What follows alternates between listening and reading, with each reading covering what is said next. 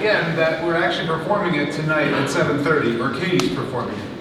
So this is my lab at UC Berkeley, so we do research on robotics and manipulation there. And we've been very closely following these events, the developments over the past year, especially around humanoids and all of the excitement this has led to this event in particular.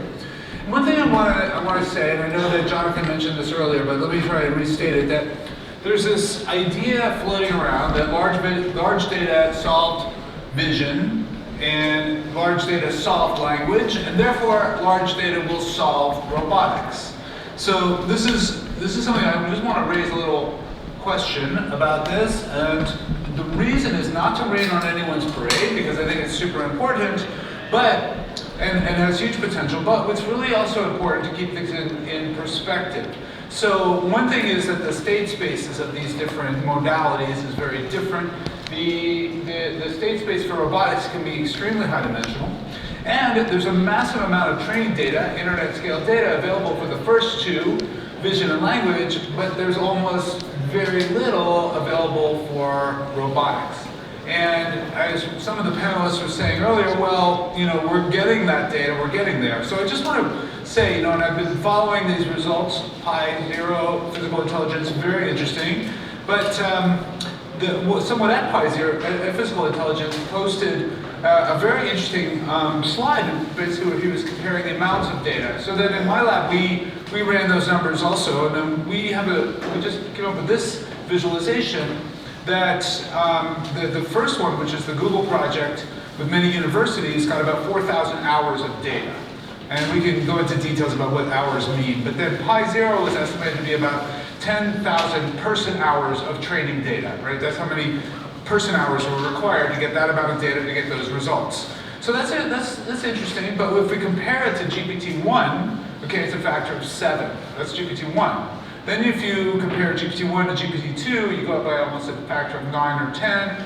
Then there's a factor of 26 to GPT-3. Llama doubles again. Llama 2 doubles again. Llama 4 goes up by another factor of 6. Llama 3, or GPT-4 was up by number 6. Llama 3, and Qwen, the biggest model that's out there we know of, is from China. It's 1.2 billion person hours of data.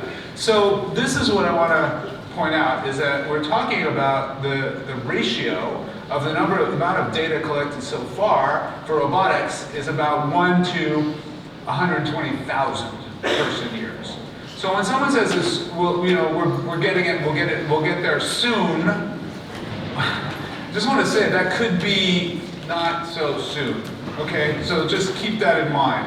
And I just want to set expectations, because I think it's very important that we don't get ahead of ourselves and risk the sort of potential downturn that we've seen in other cases in the past. All right, so back to robotics, and humanoids have this beautiful long history.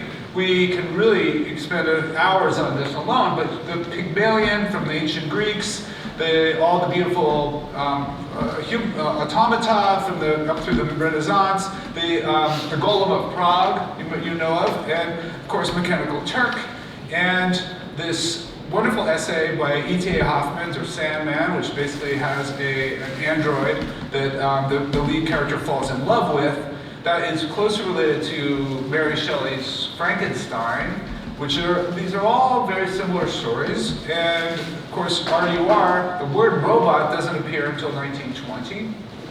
Again, with humanoids who are basically rebel against their human overlords. And then we have Fritz Lang shortly thereafter, putting that into the first silent films. And then, of course, in literature, we have Asimov's I, Robot. There have been lots of sculptors and artists who create robots. I also want to note here that around 1970 is the Uncanny Valley, and I think everyone here is familiar with it. We've talked about it several times at the conference. And the trick is being careful not to have your robot be too close to human, because that actually could backfire and create a sort of sense of revulsion. I've been interested in this topic for a long time as an artist and as a researcher. We built this project called the Telegarden, not humanoid, but again, a robot arm that could be controlled remotely.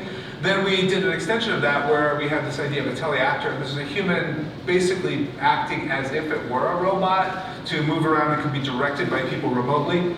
We also did a dance performance with live data that was directed at the San Francisco Ballet. And then there's lots of other interesting things out there, and there's a beautiful history. This is particularly from William Forsythe, who did this installation with robots and flags in Great Britain. And then, of course, we all know the Boston Dynamics lineup of dancing robots. All right, so now I want to just tell you what we started doing. The Open Pose software came out a little before the pandemic, and I've been introduced to Katie. She's a fantastic colleague, and she's also a professional dancer. So we started working together, and we started playing with Open Pose.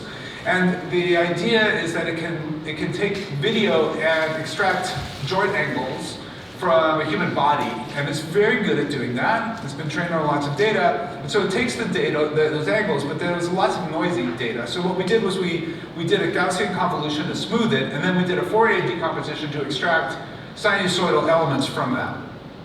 And then we can apply those to the joints of the robot, and this is what it looked like. This is our first set of experiments where the robot is, let's get the sound up a little more if you could. This is the robot moving in sinusoidal motion, and then Katie is responding to it in real time. And then then what we do is we record both of them, record both of their motions, and then we refine the robot's motions, and then we iterate. So we were, and you can see the contrast of Katie's incredible talent and expressiveness as a dancer in contrast to the robot arm. And so then we started getting interested in actually generating specific motions, like a stirring motion. And so we worked with two amazing undergrads at Berkeley on being able to do this. Katie, come on up, and then I'm going to turn things over to her. She's going to tell you more about the steps that were taken. But basically, we built up these motions from compositions of sinusoids. Okay, over to you, Katie. Awesome. Thanks.